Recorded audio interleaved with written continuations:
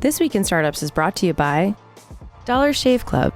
See why over 3 million members love Dollar Shave Club. Get your first month of the club for free. Just pay shipping. dollarshaveclub.com/twist. And Arrow, the world's first home mesh Wi-Fi system. For free overnight shipping, visit arrow.com, EERO.com. At checkout, select expedited shipping, then enter promo code TWIST. Our iTunes review of the week is from Same Day Doctor. Inside baseball at its finest. Knows the questions to ask, graceful, considerate, and fully present, and constantly improving. Hey everybody, welcome to This Week in Startups. I'm your host, Jason Calacanis, and it's the end of the year. It's 2016. We're wrapping up. And today on the show, Dave Mathews, Iain Thomson, and I are going to talk about the stories of the year, maybe make some predictions, and generally wrap things up here on This Week in Startups. Everybody knows Dave Mathews, who is with New Air and is the creator of the world's most amazing invention ever. Most amazing invention that failed and blew through hundreds of millions of $205 million.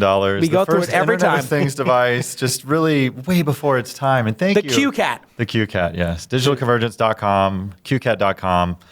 Amazing.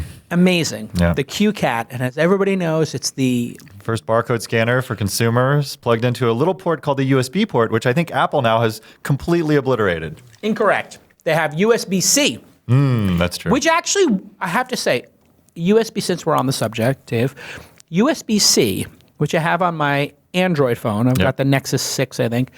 I don't have the Pixel yet. And then on my MacBook, not Pro, my MacBook, the one that came out last year, not the new one with the funky toolbar, has USB-C.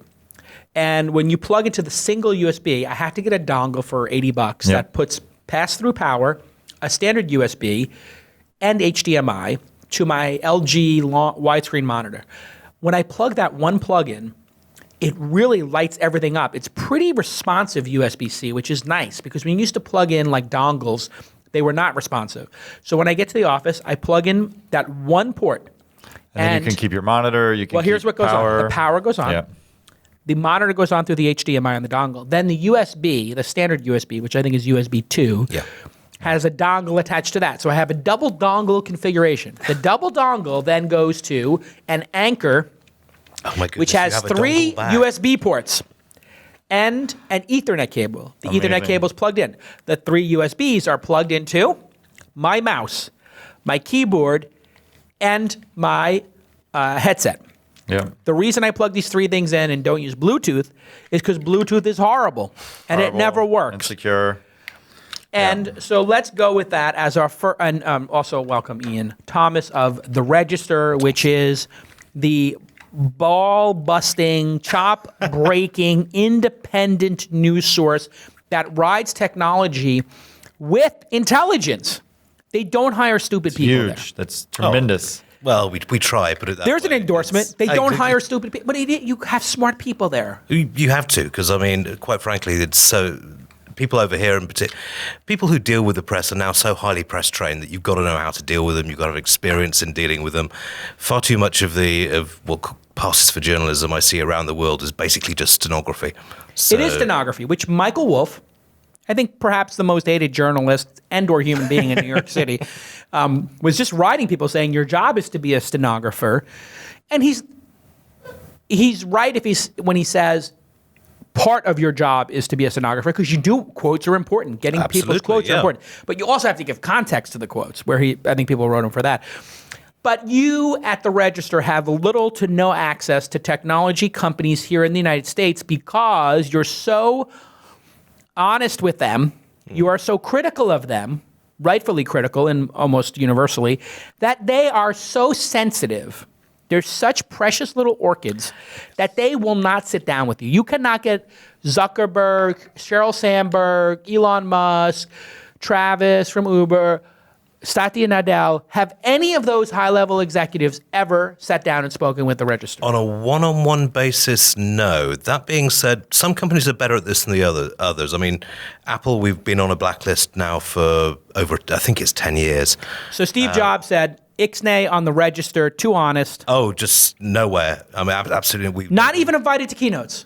Absolutely not. So you cannot get in the building. When they have 2,000 seats filled with journalists and they have mac-advisor-news.info, Yeah, well, they're allowed to come in, but the register isn't. Usenet group. I advise Nice. you to. There's a story on our site called by a guy called Kieran McCarthy, who's on our staff, who spent 6 months basically asking the Apple PR why we weren't being invited, if we could still sneak our way in.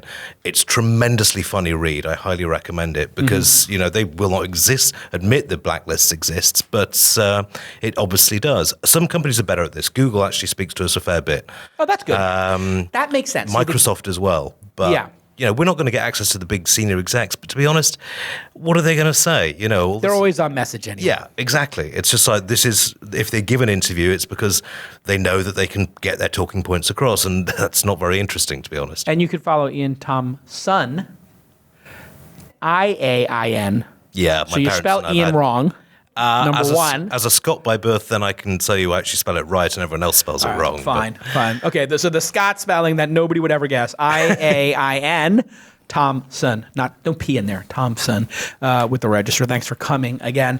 Dave, you wanted to hold up all your dongles. I got to tell you that There is no NSFW necessary for you to hold up your dongles. That's dongles plural. I've got a dongle bag. My life. We'll call it dongle life. My company, New Air, is all about the next generation radio waves and wireless and never having to use a dongle. And in fact, I have a bag full of dongles. Jason, you came and visited me on my Burning Man project, the 747, where we took an old fuselage and turned that into... That was Burning Man. The you largest... had the 747, 737? 747, the It top... was an awesome exhibit. Thank you. Were you there, Ian? No, not this year, but next year, hopefully. Is that going to be your first year, Ian? Yes. All right. Next year, we'll have more of the plane there. It'll be on wheels driving around. This year was just the upper deck of the fuselage. And I had to actually buy an Apple laptop because all the lighting was computer controlled. 25,000 LEDs, 3,800 watts. And I had to buy an old MacBook that had an Ethernet jack in it and HDMI natively in the chassis because dongles and dust don't work, kids. That's your tip today. Dongles and dust do not work. Yeah, you got to keep your dongles clean. You should know that, Jason. How much... It's just nothing you can do. Have you guys seen the video where the Italian guy is just screaming and yelling? We're playing it right now. But he starts talking about how the engineers come in and they're like, oh, is this the faux dubbed one? yeah, it's faux dubbed. It's an Italian guy who is like kind of a loser on some talk show, and he starts telling these stories of how he has to clean paella pots or pans in the ocean, and then they all go away. But people overdub it, just like the meme. What's that meme? Downfall meme, where Hitler is just like, what? The new MacBook doesn't have an HDMI port, and he goes crazy. And so anyway, let's talk a little bit about Apple, since that is, I think, the most confounding company of the year. Is there any company that has been so successful at printing money and so horrible at pleasing their users in the last year or two? Well, I would have said Microsoft 5 years ago. 5 years ago, sure. Yes, they were very disappointing. Yeah, nowadays Satnad has pulled it together and they're actually looking, pretty good. But Apple is just dying on its ass. I do not understand what is going on with the senior management there. They just seem I understand there's a transitional thing going on. They're trying to shift a whole bunch of different ports, but it seems to be either willfully perverse, or they're letting the engineering department get out of control, or they're letting the style department get out of control. And I suspect it's a little bit of both. What are the top 3 things that are the most confounding to each of you? Give that a minute to think about there, because I have a list of 10. But to be clear, they still have huge fans. To be clear, they are still printing money. Things are going phenomenal for the business. But as we all know, the product, the business tends to be in the rearview mirror, and the product is what's through the windshield. The product, which we're all looking at, is confoundingly confusing and disappointing.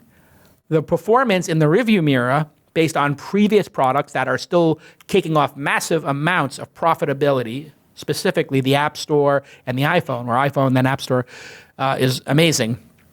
Dave, what are the 3 most confounding aspects of their product releases in 2016? So removal of things was when Jobs came back. If you remember, the iMac got rid of the floppy. Yep. Then they got rid of the optical drive because digital delivery of software. I think those were both two great things to remove because they were technologies that were made obsolete by Wi-Fi and ubiquitous broadband. Getting rid of the headphone jack to save a little space, questionable.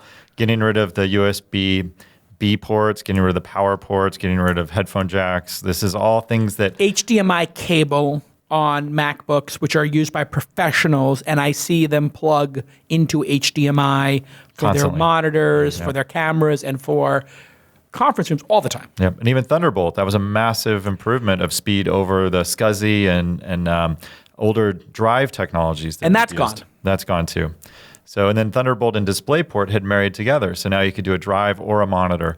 And multi-monitor setups were all through this common port. So eventually USB-C will get there, but it was too early to yank all of these things from us and creating a... so that's number one. Number one. Is no strategy with ports. Yep, and they were so good or about... a bad strategy. They were so good about giving us the latest Intel CPUs, and Intel has a cycle tick and tock, and Apple was always there with the newest cycle of chips to go inside of it. So battery life was longer. They've done things like take the lithium-ion batteries and stack them like a pyramid so you can get more battery density inside the laptops. Right. So they were doing so much innovation under Jobs' rule, and getting rid of Jobs, I think, to Ian's point, there's these the hardware team and the software team, and there's no Steve Jobs keeping the thumb on the engineers and saying, hey, hell no, cut this out. You're not going to do this. There's no fear in the organization of somebody's going to get fired if this doesn't, hit a certain mark. What's your number two or your number three? The lack of innovation. The Apple Watch 2 had GPS, and nobody cared about Apple Watch 1. So were they clamoring for GPS? And the iPad Pro. I thought that was ridiculous, adding GPS to a product. I mean, listen, my Fitbit has it. I use it once or twice a month when I'm on a hike and my phone doesn't work for GPS. So I barely use it. But GPS drains battery. Yep. So to add GPS to the watch, which already has battery issues, it doesn't last a day for me, is insane. Yeah. And then the iPad Pro. And the iPad Pro went smaller, right? It went 9.7 inch. And the iPad Air was already this beautiful piece of like the nearly the perfect art piece. And remember one of the times I was on the show when we were in LA, the iPad 3 came out. And what did you say? Steve Jobs would not have let this ship. Right. Because it got too hot, it was too heavy. Right. The iPad 3 was this abomination of middle... mediocrity. Yeah, mediocrity. All right, Ian, let's go through your top three blunders. Number one has got to be the MacBook Pro. Way to really screw over your key audience. I mean, who is that key audience that you speak of? Creatives, people who actually create content. People who would that be?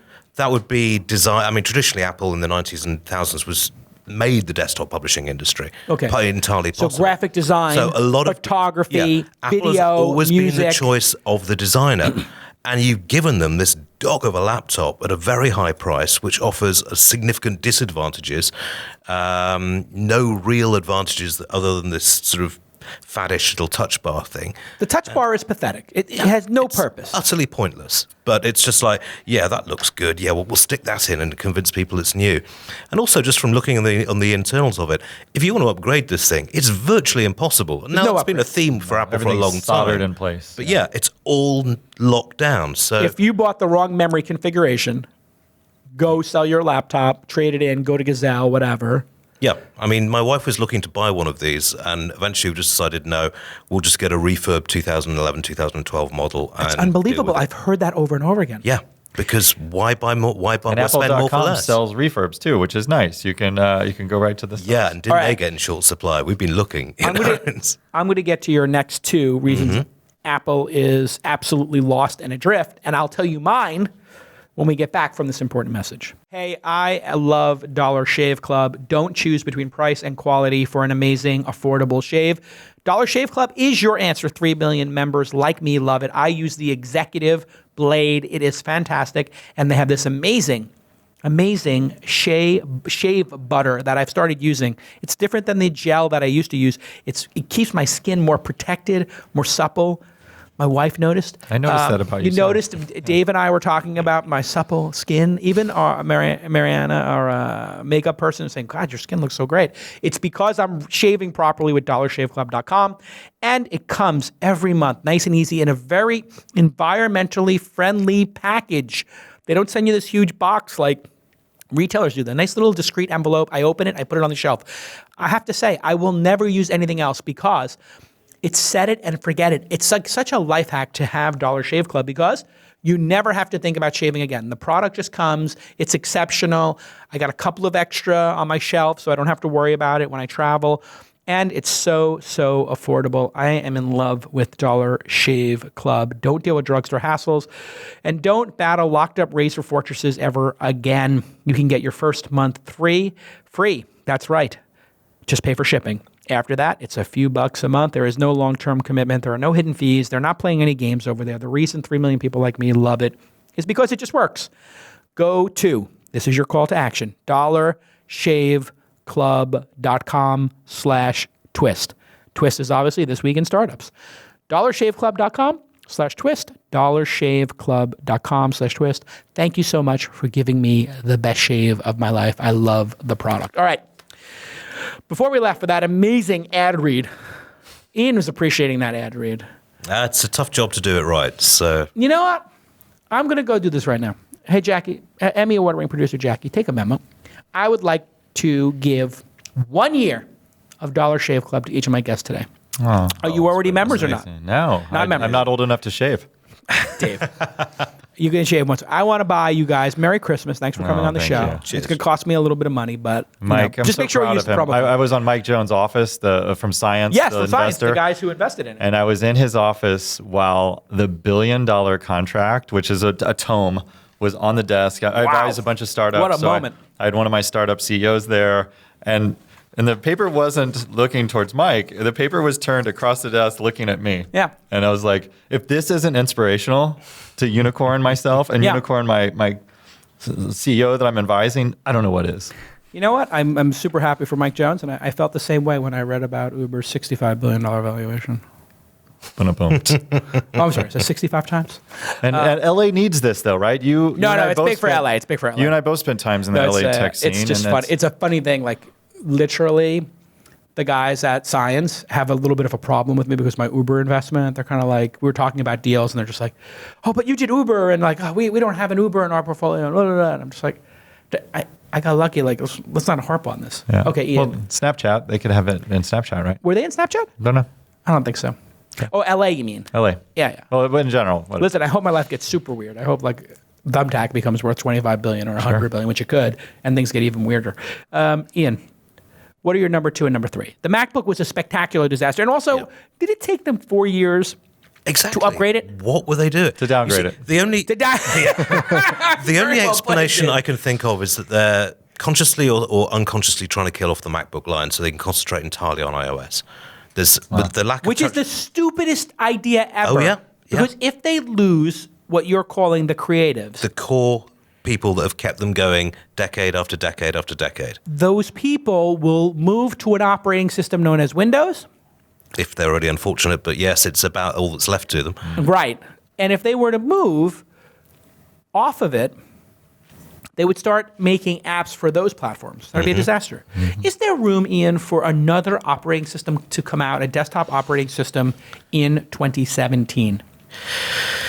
Ooh, that's a tricky one. I mean, on one level, yes, there's always room for something if it's really good. But at the moment, you've got Windows, you've got Mac OS, Chrome. Well, you see, I liked that. I used a Chromebook for about a year. I've used my Chromebook Pixel. I got the first generation Chromebook Pixel when It's it came amazing. out. I have the Pixel, carry yeah. it everywhere. I even take genius. it to DEF CON. It doesn't get hacked. It's fast to boot up. Yep. And everything occurs in the browser window, and you get a fresh install every time if you want. But the downside is 5-year shelf life. Because at the end of 5 years, Google will cut off support.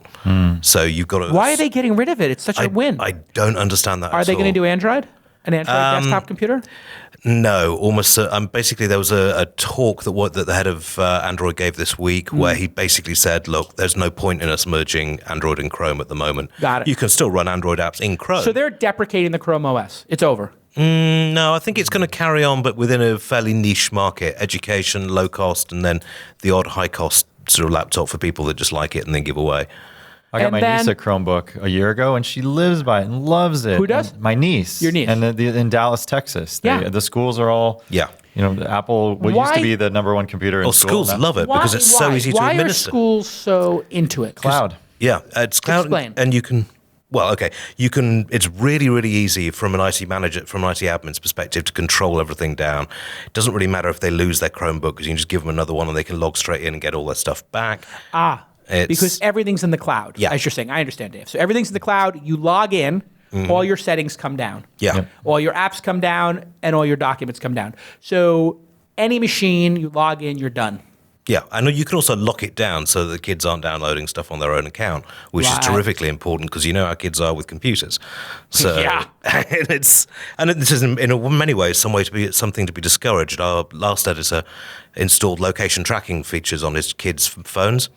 And he said, actually, I'm looking forward to them working out how to disable them. And I've said to them, if you can work out how to disable it, you'll have no need for it because I'll trust you. Wait, you did this or your friend? No, my former that's boss. Your former boss. Yeah. Interesting. Dave, you're fondling a This is a little, circuit board. Yeah, Raspberry Pi 3. So you asked if there's room for another computer. This and I is think, Raspberry. Well, I said operating system, desktop operating Yeah, system. so Linux, and a lot of what's cool about these guys is they started as lightweight computers from the UK. Yep. Right, a $25 computer. The Raspberry Pi 3 is out. Yep, the 3 What does it does cost? Bluetooth and Wi-Fi. It's now $30. $30. It runs a Linux operating system, but Okay. increasingly more of these services are coming around where you can put a disk image on this, and it boots off of a little flash card, just like you'd have in your digital camera. Got it. And this image is now going to the cloud. So now you can develop code for this, and this boots up. It connects to the Wi-Fi or it connects to the Ethernet. Yes. And increasingly, there's modules that allow cellular connectivity. And these will be the latest cloud-based computers, but it's all derivative on Linux, which is what Mac OS is built on. I thought for one horrible second you were going to say 2017 will be the year of Linux on the desktop. We've been hearing that for the last 5 years and it ain't happened yet. Well, speaking of desktop, Microsoft killed MS-DOS, Yeah. the DOS command shell. End of an And the era. latest version of Windows So you 10 cannot Service get to Pack 2. DOS. There's something called PowerShell, which is what administrators use, and a lot of viruses use the command.exe Got it. to plug into system settings. So by getting rid of it, it protects it. A little bit more of a shell protector, yes. All right, Ian, you said number one was the MacBook. What's your number two and number three reasons Apple has lost in a drift? And number in two, we've already 2016? kind of touched on it's got to be dongles. Dongles. You know, when you've got Dongle 18, life. 18 different dongles sort of to support your products, and you know what they're like. You say, wasn't aware about the dust problem, but I do know that with those lines constantly flexing, the wires fray apart, you lose connectivity, it'll always die when you need it most, and you've got to carry around a bag of the bloody things. That's right. Now, what is the point of having, an ultra slim laptop or a nice light iPad if you've got to carry around a little bag full of dongles, find the right one, It defeats untangle the it, plug it in? purpose. Yeah. You've just basically lost your selling point. Wouldn't the best thing to do be to add two USB-Cs on the left, keep HDMI, one USB 2, Exactly. and keep the phone jack, the headset jack. Yeah. What was that? Headphone. 2.5, 3.5? 3.5. 3.5. With the 3.5, when they say that, that means it has a microphone too and stuff like that. Is that the difference? That's the diameter of the and jack. Nokia, remember the old phones used to have the 2.5 millimeter jack Got it. 102 years ago. Yeah. Got it. Yeah. So you have the 3.5. Just why not leave it all in? Yeah. Why didn't they just do that? How does that discussion happen when they say everybody loves the fact that when you have your MacBook and you're on the road and you're like, oh, we're at a hotel, I can plug my thing and we can watch Netflix on the thing. Everybody loves that. Everyone loves Netflix and chill. Everybody loves that you can plug in an HDMI. Yeah. Everybody loves you can plug your headset in and not deal with this nonsense. What is the discussion internally? How did that go down in your mind, Iain? I mean, take to me my there. mind, Imagine we're in the room. USB-C has been around for a while now. I mean, I first got it with the Nexus 5X. I mean, it's been around even slightly longer than that. And it is the coming thing. It's so much better than the previous generation. You get faster power supply, you get faster data transfer, you get a whole host of things that you can do with a properly configured USB-C. Even more insert times, too. You actually get it in right the very first time, every time you put it in, because it's bidirectional. It's not, it's bidirectional. It's not like the old USB where you have to flip it, try 3 times. Yeah. And this is something that no one really understands except design engineers. They put the parts that fatigue on the cable. In the past, they put the parts that fatigued inside the phone. Yeah. So the cycle count, how many times you can plug and unplug, your cable gets thrown away every 6 months or a year, but the phone stays a year or 2. So that's a huge thing. It's massive. Okay, what's number 3 then? MacBook dongle. What's number 3? Honestly, it's got to be leadership. It's come down to a fundamental problem of where they're going wrong. There doesn't seem to be anybody who is really bringing all the sides together. Tim Cook is a fantastic operations guy, but he doesn't have that kind of iron grip that Steve Jobs had. Johnny Ive appears to be going completely off the rails. I mean, he's off the reservation. Yeah, I mean, basically, I can tell you he's off the reservation because when I'm in like the financial district, literally I'm at like Cotonia, the restaurant, I'm at other places, and I see him once or twice a week. Now, this doesn't say much for my work ethic because I'm constantly out having lunch. But literally, I saw him out having lunch. I don't mean to be like a spy or something like that, but it's like I wonder what he's working on. I see all these like documents on the table, like huge documents. Like it's not tiny documents. Like somebody had a huge binder, and I walk by, it's like sofas or something. Yeah. I just glanced. I wasn't trying to be like a super spy, but I was like, whoa, they're like turning huge pages. I was like, oh, he's meeting with this interior decorator.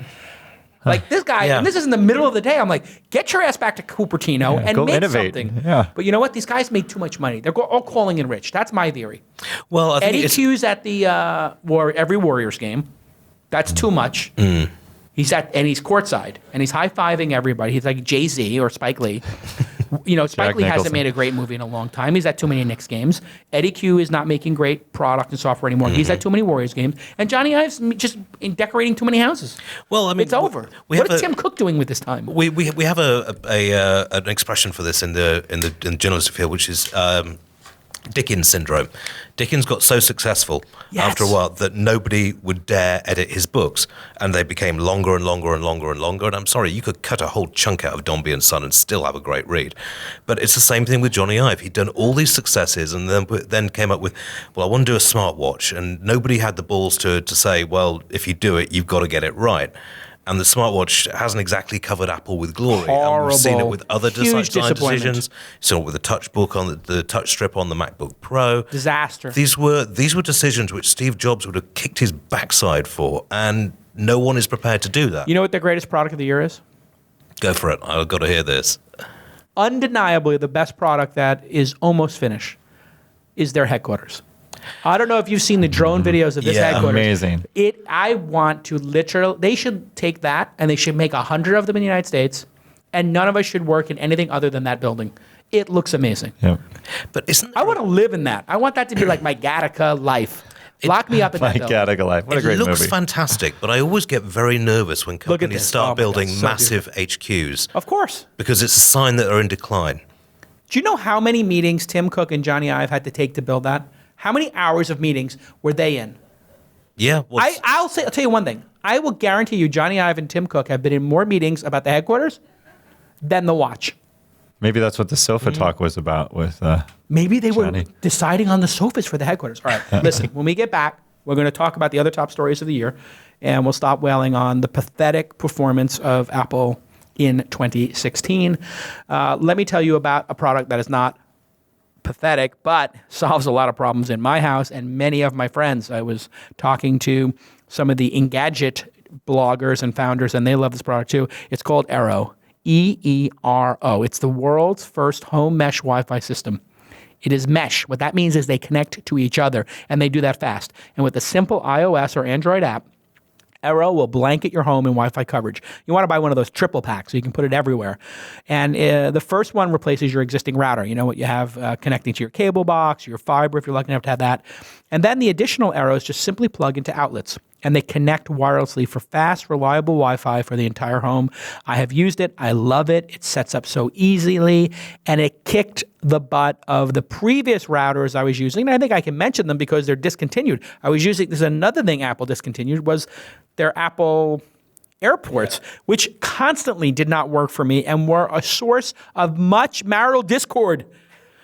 Literally, when my wife comes walking up to me and she's upset, I'm like, oh my God.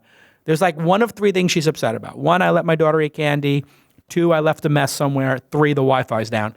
No more. I got rid of 1/3 of marital discord is gone because of Arrow. Go ahead and visit arrow.com, EERO.com, and enter the promo code TWIST, and you will get free expedited shipping. You're going to get it really quick. Go to arrow.com, EERO.com, and put in the promo code TWIST. It's incredible. It's amazing. It's simple. That's one of the best things about it is it's so simple to use. I love it. Go ahead and follow Get Arrow as well. Use the promo code TWIST. Very important. Use that promo code so that our partners know that you actually heard about it from Uncle Jason. All right, listen, we could talk about Apple's follies all day long, but the company is an utter, complete disaster. Just getting out of the router business when a company like Arrow is doing so well is another example of how horrible the company's being mismanaged. Well, I think the routers were kind of like a redheaded stepchild at Apple. Nobody particularly wanted to work on them, but they were, part of the thing, and they've just decided, to hell with it. We'll let other people do it. And they pushed 5 gigahertz. They pushed the chips, the 802.11 AC chips, and near gigabit speeds on their latest. Mm-hmm. And the problem is they would send a firmware update for those things once every 2 years. Mm-hmm. It was unbelievably pathetic. And they opened you up to all kinds of hacking. That's why Arrow's so good. Here's a funny thing. Pull up my computer if I can. This is going to be the Kickstarter of the year. I don't know how many. It's almost raised $1 million. Can you imagine a hub for your new MacBook that just basically adds all of the ports back?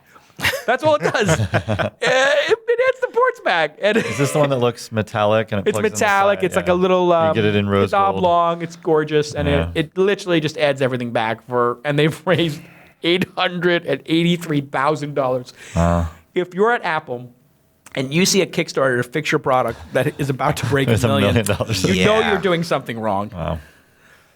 All right, let's keep the train moving. Drones. I wouldn't say 2016 was the year of the drone. It was the year after the year of the drone, but we did see some critical upgrades. Dave, tell me, what were the critical updates to the drone category? Yeah, so drones started as flying cameras that would annoy people. Last year, people were shooting them out of the sky for privacy concerns. That was like 2 years ago. Yeah, exactly. 2015. Firemen were shooting them with fire hoses. Yep. And now they're becoming a tool and a utility. So I like that it's gone from hobbyist hack into something that now has some legs to it. So Amazon, they've created a whole warehouse, a whole distribution center in Cambridge, London. Oh, yes. Right now we're showing, by the way, the DJI Mavic. The Mavic, yep, which is the wings fold in, so the arms of it rather fold in. Incredible that they fold in because you can put it in your backpack now. Yep, you can literally carry this around with you and just throw it up. A lot of drones died on Kickstarter that were the selfie drones that would follow you around. And even GoPro, phenomenal IPO, and then bought a bunch of companies, added a drone, sold the drone, then immediately recalled it because they were literally falling out of the sky because of battery problems. Oh my God. And their bonus prize for you buying a drone and having to return it was them giving you a Hero 5, which is their flagship camera. So they're giving you a $499 retail camera because the drone broke. They had to get in the drone business, right, Ian? Yeah, I mean, they had no choice. Why? Well, I mean, it's a logical fit. There's only so many people who want to snowboard with or skydive with a camera attached to their helmet. Whereas if you go into the drone market, you open up basically the entire rest of the world who aren't adrenaline junkies are willing to risk their life to get great photos. It's a logical fit. It was a pity they ballsed it up so badly, but they're getting people back on board. It was something that they had to do, but in the time they've had the stall, and I mean, I'm sure you've seen this, there are so many new design forms. I interviewed one guy who's now got an underwater drone, capable of 4 hours, travel underwater, going down 120 feet.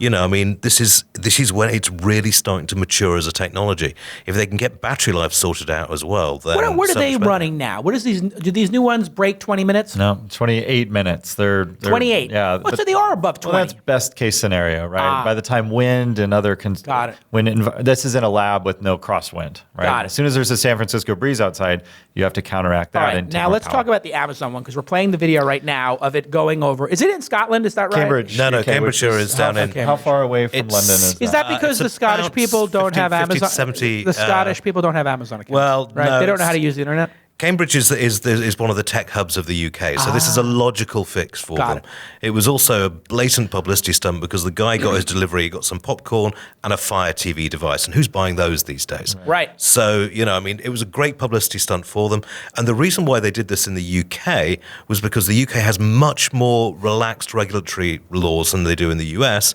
when it comes to drone flights and drone deliveries. People are cool with it there. Yeah, the FAA is an absolute pain about this. They cleared Amazon for its first drone for testing, and Amazon said, well, that's great, but we're already onto the second generation drone, but we moved there about 3 months ago. Can you regulate that? Can you clear this one? And the I said, FAA we'll get is back to doing you on the that. entire United States. So it's not Yeah. like Vegas or, it's not like we have Nevada and California for self-driving? For self-driving, Yeah. competing to see who can be the most loosey-goosey.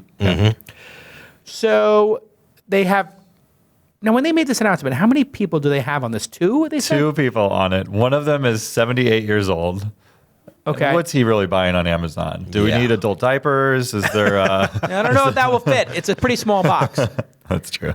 Maybe it's the dash button, and this is the entire Amazon ecosystem where he can just order an adult diaper one at a time. Right. And it's a Perfect. 13-minute delivery from click of the dash button through. Is that what he's doing? 13 minutes. 13-minute 13 delivery. minutes, yeah, but Margon. which again shows All right, you it's such a game quite how changer. staged this was. But you see, I'm skeptical about this because it works if you've got somewhere to land. That's right. Now, if you're if you're living in a condo block or if you're living in a very built-up area, then it's bad enough when you get Amazon boxes nicked off your front doorstep.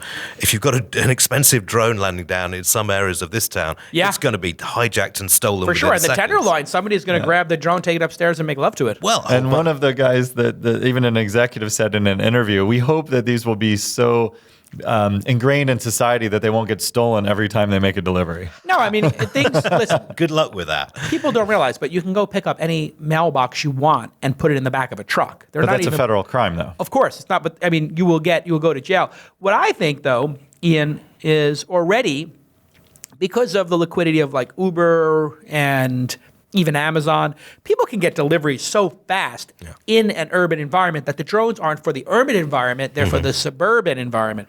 So, how will this work in the East Bay of San Francisco or in New Jersey? Isn't this who that's for? Is people who have a backyard? It would, but in order to get these 13-minute speeds, you've got to have them very close to the market. Now, What, like a mile or two? These things go 35 miles an hour, right? Yeah. Well, I mean, probably not that tight, but I mean, Amazon has built up these huge distribution centers around the world, but they're going to have to do a lot smaller distribution centers. Sure. I'm questioning the economics of this. If you've got to build out all that extra infrastructure just so somebody can get something on 15 minutes notice, I'm not sure it's a paying proposition. I mean... But the energy costs nothing, right? So to be clear, if these things have some duty cycle of a couple of thousand and they cost $2,000 to make, well, yeah, you can automate we're talking about that. pennies per delivery. But if you're going to have, a delivery with it, I mean, the flight time on these is fairly limited anyway. So you've got to have a What is lot the of distance, extra little Dave? You're kind of an expert on distribution. this. How far can it do a run in your mind safely? So right now, the FAA has said that the operator has to be line of sight, look at the vehicle. That's here in America. Right? So this is another thing that Amazon's doing is they're putting on top of light poles landing stations where they can land and recharge. So think about what Tesla does with the supercharger. So now the range will be irrelevant because of this You can, ability so to to be charge. irrelevant, you can Oh, basically... sorry, yes. Yeah. What did you say? What was the word? I said what you said. Exactly what you said. I want to hear it one more time. It is Irrelevant. irrelevant. Okay, yes, it's very irrelevant. That's okay. I do the same thing with my So dyslexia. yeah, It is you'll be able to land.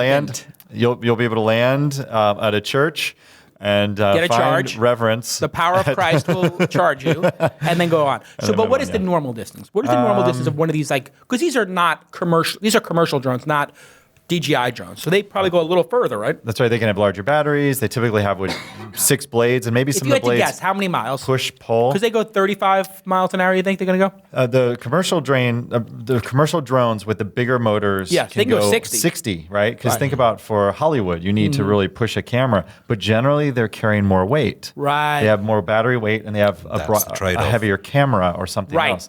So I can't tell you exactly this. A couple of miles. All I can talk about is FAA regulations. Yeah. Kind of limit us from doing really cool go a stuff. couple of miles, right? In this test, they were a couple of miles away.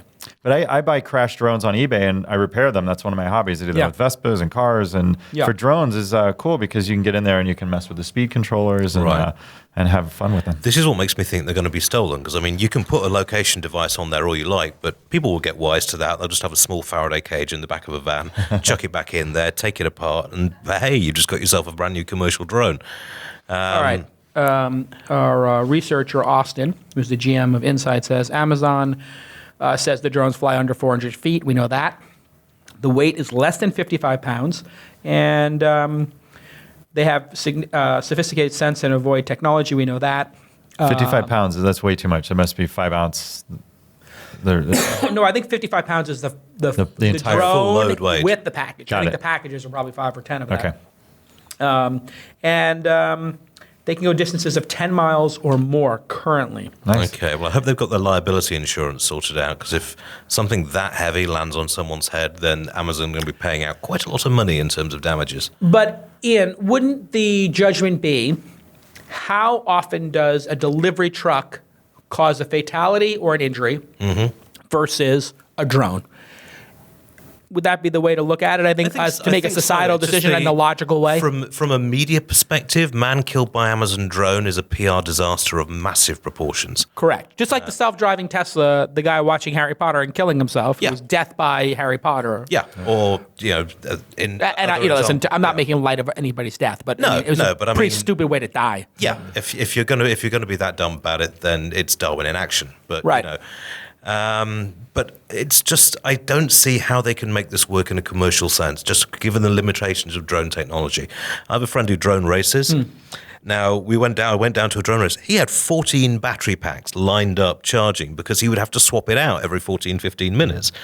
And until we get better battery technology, I don't see this as a paying proposition. Do you think it's a real proposition, or do you think it's propaganda, Dave? I love that what came from an April Fool's joke, Taco Copter. If you remember Yep. this, you could And get the coffee copter, yes. So I love it. This is just like Minority Report. Tom Cruise did the interface in the air, and now we're doing that on our touchscreen. So I think it's So, and we're watching some of this drone footage, man.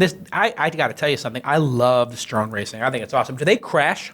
Yeah. Do Oh, they yeah, smack yeah. into walls? Oh, yeah. But So they're going 60 miles an hour, and they'll just wail into a wall. But they are designed to break and be easily repairable. That's the thing. I mean, he carries around, he's got 14 batteries. He's got an entire toolkit of rotor blades and connectors and driver motors and that sort of thing. And Here's you can what I swap want. it out really quickly. The drone racing is nice. I want drone racing, but I want to put paintball guns on them or some type of projectile, airsoft.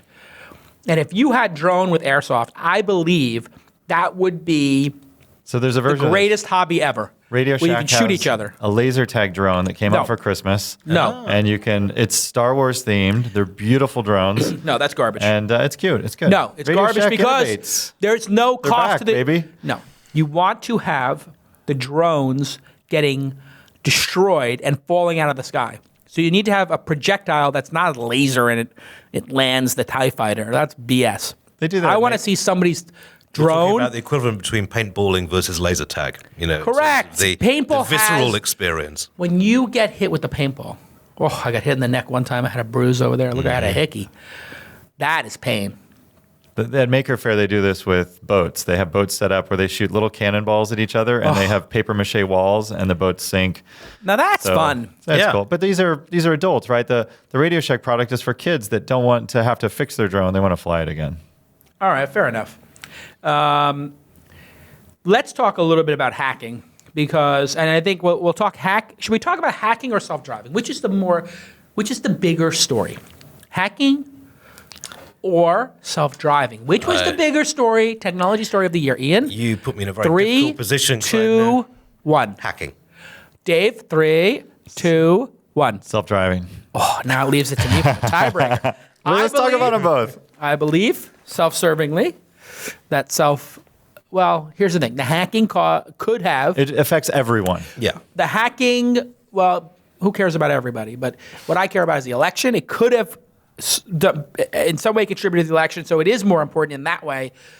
But self-driving is going to save more lives ultimately than Trump will result in killing through his massive killing spree. Debatable. I was going to say, don't. It really depends. I mean, if Trump causes a nuclear holocaust. Or environmental disaster. Or an environmental disaster. Right. So who will kill, Ian, for the audience, who will kill more people in the next 4 years? Cars that are not self-driving or Donald Trump? Well, you see, it's a very difficult equation because 99% sure it's going to be self-driving cars will save more lives. Right, but I'm saying cars that are not self-driving, Yeah. or Donald Trump, who kills more people in the next 4 years because of their Almost direct action. certainly cars that aren't self-driving, but with the kicker funny question. that if Trump goes into it, we're all and actually the missiles start flying. That's it for civilization. So It did feel a little shaky, and this is not a politics show. If you want to listen to that, the Jason Calacanis show will be coming to a major radio network next year, maybe. But it does seem like when he came out the first month of being the president-elect and talked to Pakistan and Taiwan in the same 3 days, it's like, what next? Is he going to go talk to Kim Jong-un? And China's already responded. You heard today. Yeah, they're not happy. The Chinese Navy's just stolen a U.S. Navy submersible from directly under it.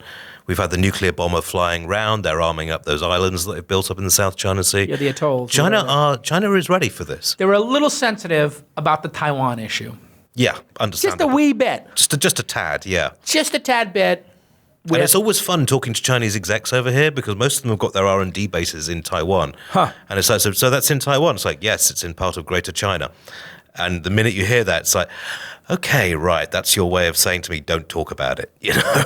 Yeah, it's like the Manchurian Candidate. It's like, yes, he's the get most very, wonderful very human sensitive being I've about ever met. Right? They've been programmed. All right, so let's go with hacking real quick. We've had Yahoo. We'll go to Yahoo, and then we'll go with Russia and the Chinese.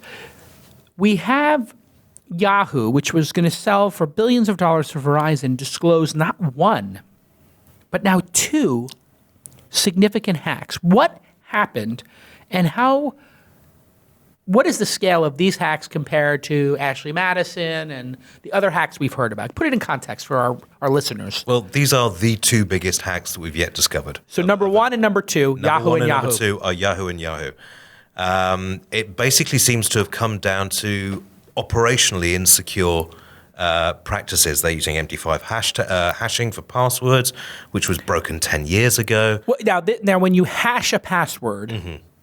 Basically, you're making it impossible to read it without putting a bit of effort into it. Got it. So it's now, encrypted in a way. Yeah, but the MD5 hash that they used was broken 10 years ago. It is a mere bagatelle to get it to decrypt it now. Right. And all of those passwords are tied into user accounts. So if you're looking to do identity theft, you can say, well, that person has that Yahoo account and that Facebook account and that Twitter account. I wonder what password they use. If they're using the same password, because people are lazy about passwords, we all are to an extent. And the same person who does that would be a person who wouldn't have 2-factor authentication on. So they're dead to rights. Yeah, I mean, also, and let's face it, if you're using a Yahoo email account as your main account in this day and age, then you're probably not going to be the most security aware. You've barely mastered turning the computer on and off again. Yeah. So, I mean, they don't have the most... it's not quite Hotmail levels of technological ineptitude, but it's not that far off. It gets even better. They figured out a way to replay a cookie, so you didn't even need to hack the passwords. Yeah. You could just drop a cookie in, and that cookie would act as the user session was already logged in. So this is blatant. Now, not keeping who the, is to blame for this? This predates Marissa taking... Oh, yeah. This is over. This is the sloppiness of them in their heyday. They were the first IPO back in... So they just... had incompetent people in their security group is basically what we can surmise. I think they cared about different things. They didn't give that much of a monkeys about security. What they were more focused in was building out and trying to find new ways to make the company work. Now, Well, that's what I'm saying, but they had to have had a security team. And didn't the security team claim they were under-resourced, and Marissa basically had a black ops security team? Yeah, well, or something to this effect that they didn't know about because she didn't want them to know about the hacks because she didn't want them to ask for more money. Yeah, I mean, they hired Alex Stamos. Is that true? Well, they hired Alex Stamos as the director of security. Now, Alex is legendary in terms of security. He speaks at DEF CON. He's legit person. This is absolutely legit, and he lasted a year there before leaving and sort of jumping ship and going to Facebook.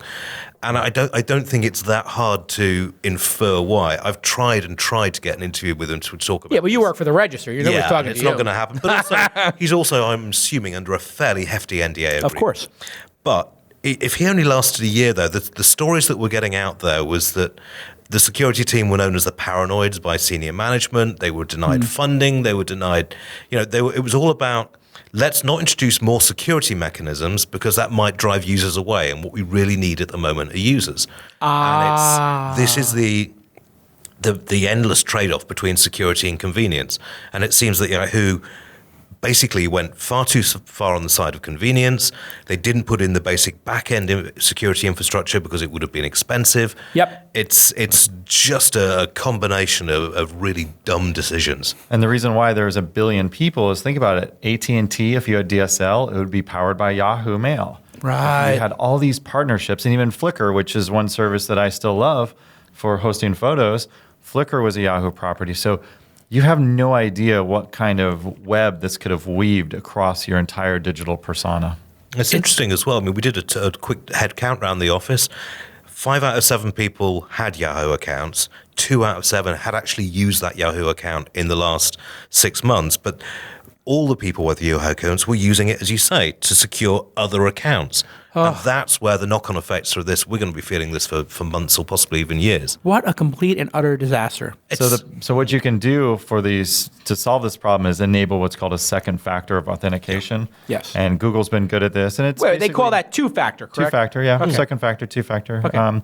And it just sends a text message to you when you try and log on from a rogue device. And you can eliminate this yourself. Unknown device requires that. Yeah. Or your existing devices, I know like every X number of days, my Google accounts say, hey, put your two-factor in. Yep. Should two-factor be on by default, Ian? Absolutely. Absolutely. I mean, So why doesn't anybody require it to be on? Is it just because they're too scared of losing users? Pretty much. Yeah, I mean, that's the only commercial argument I can see against two-factor is that you run the risk of maybe turning away some users who Don't have a mobile phone. Well, Or it's too complex. It's too complex. They don't understand it. It's not explained to them properly. If you say to them, look, it's kind of like having a deadbolt and a front door lock. It's like if the two-factor is the deadbolt and then the front door lock is something that anybody can pick. It's just basic sense. I was shocked coming over here how difficult it is to get two-factor authentication on an online bank account. You would have thought the banks would have been falling over themselves to introduce this. Most of them don't even offer it to regular customers. I am absolutely mental about two-factor. Yeah. I love two-factor. I want three-factor. That's what I'm looking for. Okay, Three-factor. let's do a challenge then. So the New Air proximity platform uses your phone Okay, as a radio love wave. it. Yes. If there's any CEO wannabes or any engineers out there, Yep.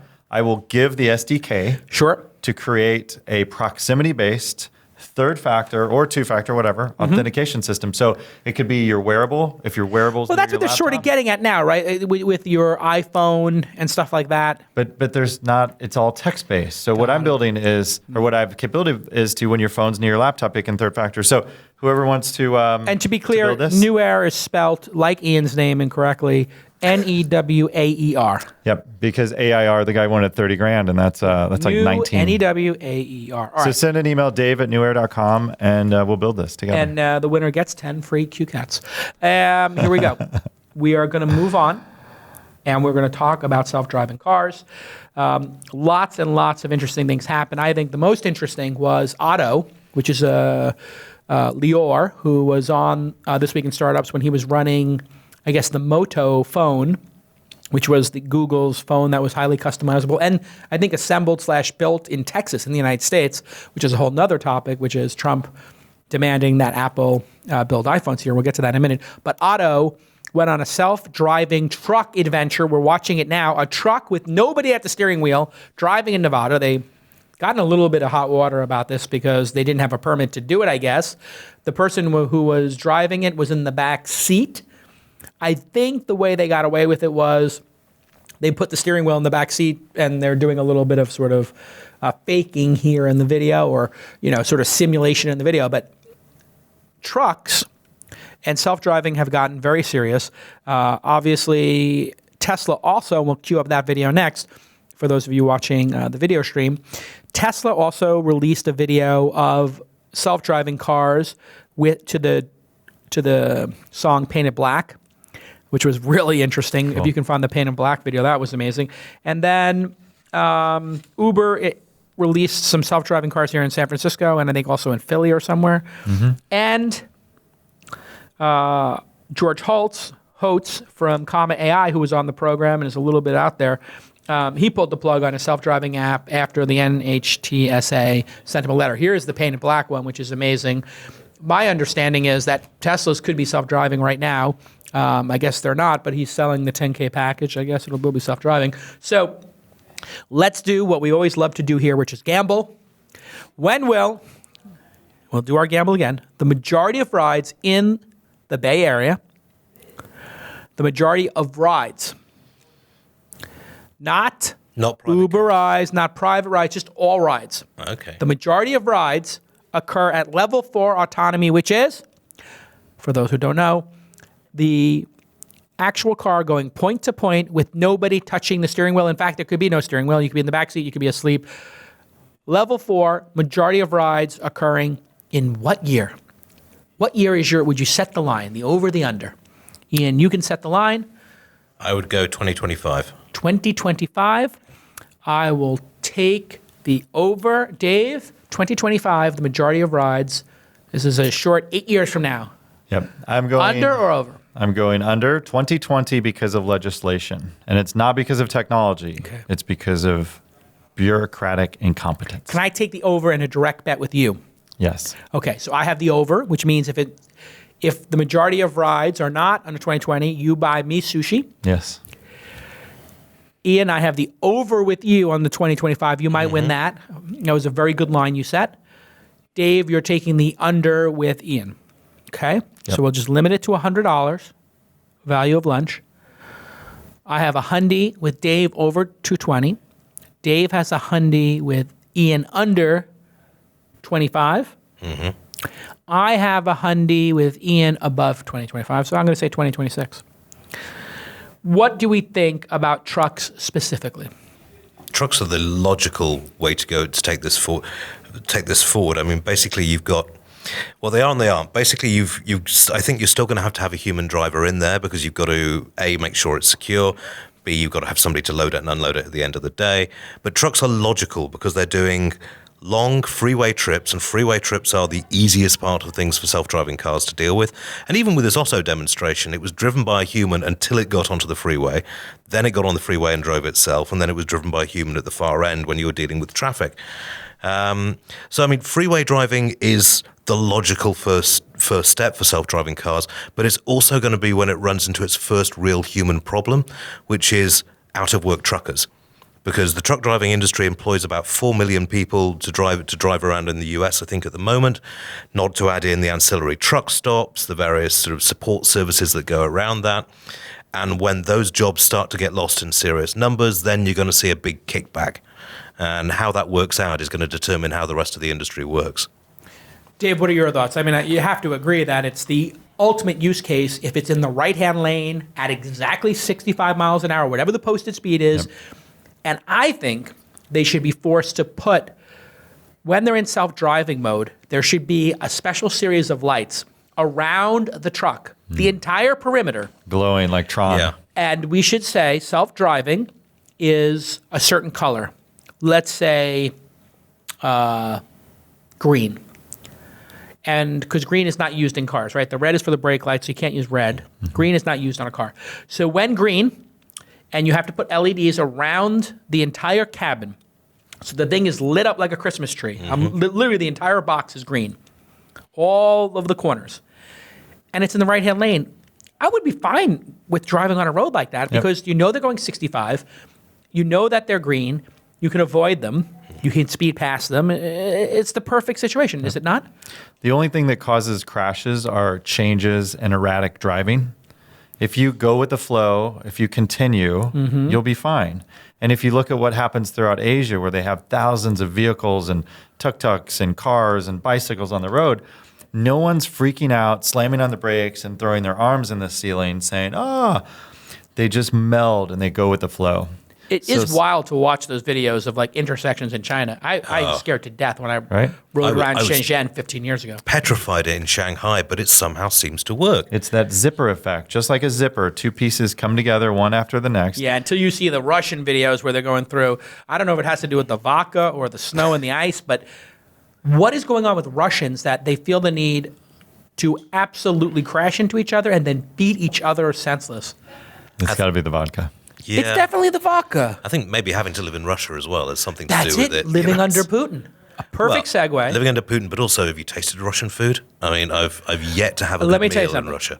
Russia. There was a place, I think maybe called Warsaw. It was in Santa Monica.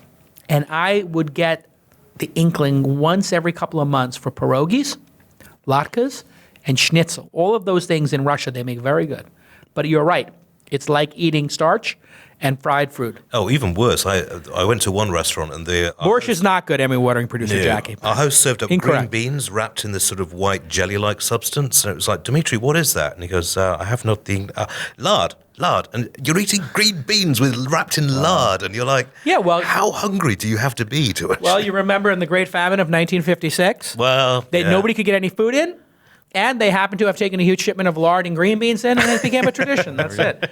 Jackie says borscht is good. Borscht is just... It's watery soup. It's watery soup with mushy vegetables and some sausage and a hot dog. If I want to have a hot dog in dirty water with overcooked vegetables, I'll get a dirty water hot dog in New York with some sauerkraut. It's the same thing.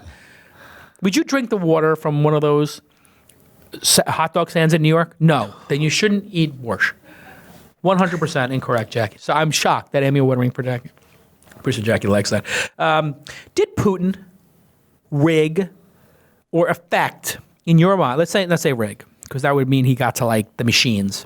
I don't think any of us think he got to the machine level and changed votes.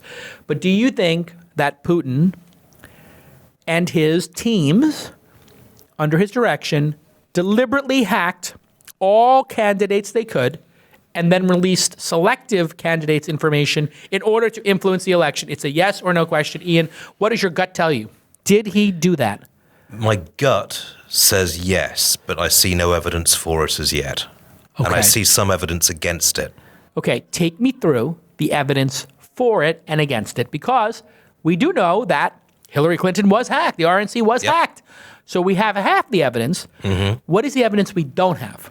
The evidence that we don't have is whether the RNC was also hacked as well. Okay, because that needs to be known. If they were hacked in the same way, then it definitely means that somebody hacked both and released one side of the data. Okay, so that's what we don't know. Good explanation. The downside is that WikiLeaks and their people are still insisting that they got this information from a leak, not from a hack. Now, the CIA can say that we're happy that the Russians hacked this. The FBI say, well, we're not quite so sure, but the FBI traditionally has worked to a standard of proof that could stand up in court, whereas the CIA has gone on inference. That said, when it comes to hacking foreign elections, the CIA has an awful lot of experience, so they would be knowing what to look for. At the moment, though, this is all sound and fury. We have seen no evidence. And until that happens... What has the CIA said? They said they're looking into it? There's been a leak from the Washington Post? No, the CIA has said that with a reasonable level of certainty, they can say that Russia was involved in the DNC hacks and has been feeding information to try and affect the election. Okay. So that's enough to say that they were trying to manipulate the election, isn't it? It is, but they haven't. You see, it all comes down to evidence. At the moment, all this stuff is being held in secret sessions, and no one can actually say what they're saying. So they're saying we don't know, and they also said that there's weapons of mass destruction. Exactly. Iraq was Trump's response. So he's using. It's sort of like saying, well, the New York Times had Jason Blair, therefore every journalist is a liar and making stuff up at the New York Times. It's a very unfair statement. Yeah, Dave. What do you think? Yes or no? So yes, but I don't think Putin was pulling the puppet strings, right? I don't think this. Wait a second. Whoa. You think the Russians did this, Yep. but Putin was not involved? I don't think so. interesting. That would seem like a good way to get yourself sent to a nice sunny Siberian place to count trees. So much hacking is coming out of that area of the world, right? They don't have jobs. There's a tremendous amount of talent because they have time. The winters are very long, very brutal. They're staying inside. They're hacking. Food's terrible. Food is terrible. Established that borscht is horrible. What Jackie, else? you're not changing my position just because you put sour cream in borscht. Yeah. That's like putting sour cream's delicious. Putting sour cream in some like mildly flavored dirty water with a hot dog in it is disgusting. It's like Grey Poupon on a Nathan's hot dog, right? No, that's delicious. It's more like putting creme fraiche into a bowl of like putrid garbage juice. Keep going. So there's so much hacking coming out of that area of the world that you've got an overabundance of this talent that's malused. I understand your point. So you think they might have been just doing it for freelance, getting paid, and that maybe I have some data I've got. And think about what's going on in the dark web. This whole world. And you've got Krebs on Security, which is an amazing podcast. If you're really into security, and DEF CON's one of my favorite conferences. Hey, let's take a memo here, Emmy Award-winning producer Jackie. Let's take a show note. We have to get Krebs on the show for sure. Even if he dials in, I don't mind. I hate to dial in, but I'll do a dial in with him. Yeah. So this data goes up for sale on the dark web. That's how a lot of these things. That's probably how this Yahoo. When you data say was dark found. web, you mean the .onion websites. Exactly. So the TOR, Explain what that is. The Onion router. It's using a computer to hop through. So it's like a VPN is what we would use it for. Positive.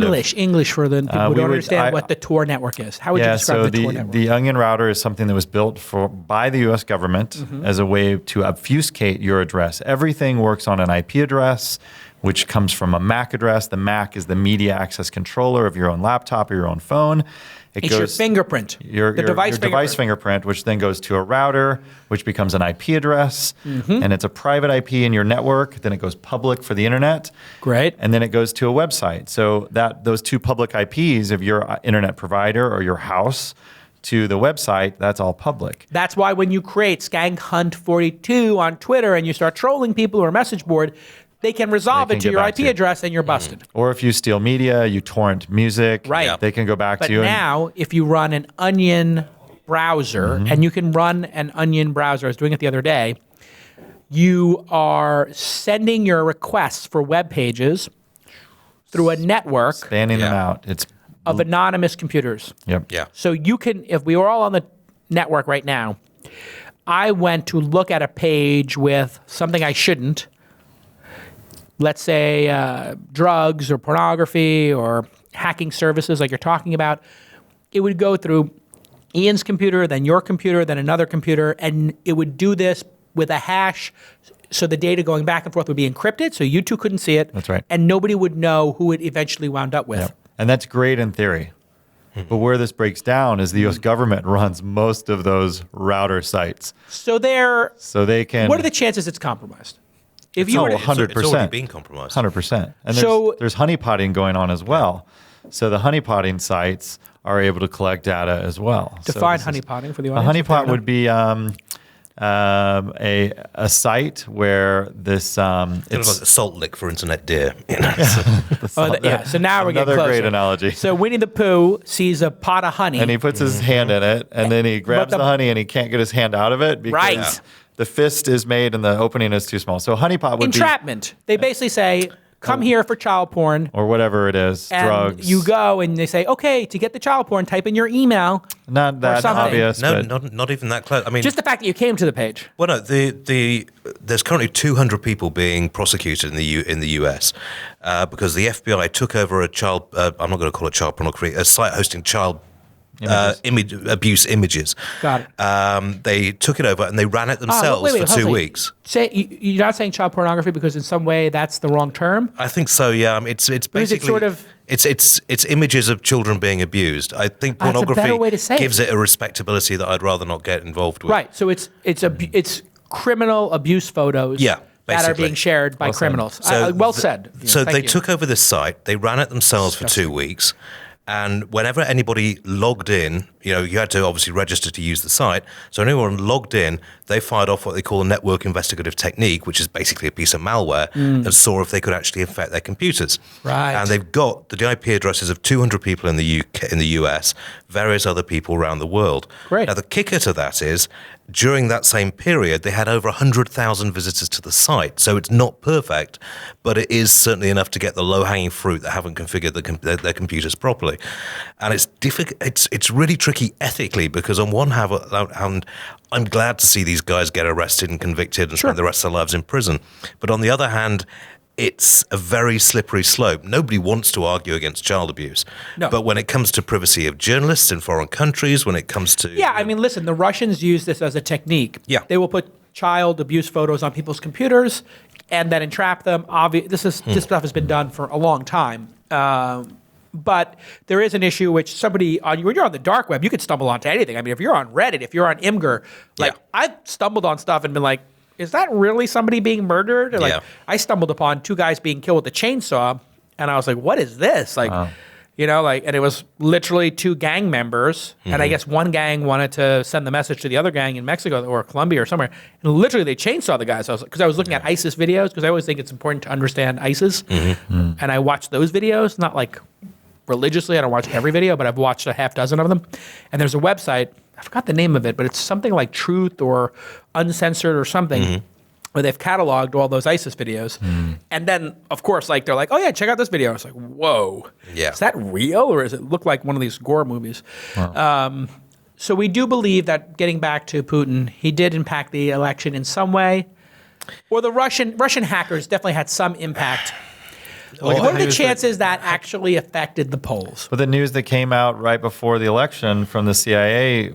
By the way, the FBI backs the CIA's view that Russia intervened to help Trump win the election. Oh, they have actually now come right. Yeah, this came out. Thank you. I think honestly, the FBI Austin had more of an effect on hacking the FBI had more an effect on the election than this.